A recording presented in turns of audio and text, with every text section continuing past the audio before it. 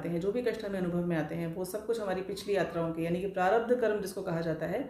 जो हम करके आए हैं, हमारे सबकॉन्शियस पर जो भी इम्प्रिंट्स हैं हमारे संस्कारों के,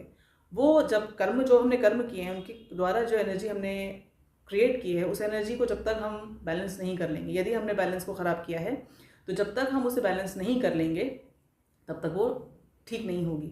इसको आप ऐसे समझ सकते हैं, जैसे एक मुद्रा में, किसी गलत मुद्रा में यदि आपका हाथ या पैर रखा रह जाए और फिर आप उसको ठीक करने का, जब उठाने का प्रयास करते हैं तो बड़ा ज़ोर का आपको कष्ट होता है, या वो बिल्कुल सुन्न हो चुका होता है। फिर वो धीरे धीरे धीरे उठाते उठाते आप उसको, कई बार ऐसा होता है कि उस उठाने में बड़ा कष्ट होता है।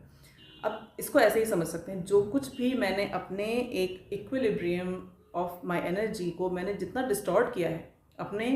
कर्मों के द्वारा, अपने विचारों के द्वारा, अपने एटीट्यूड के द्वारा, क्योंकि एवरीथिंग इज एनर्जी,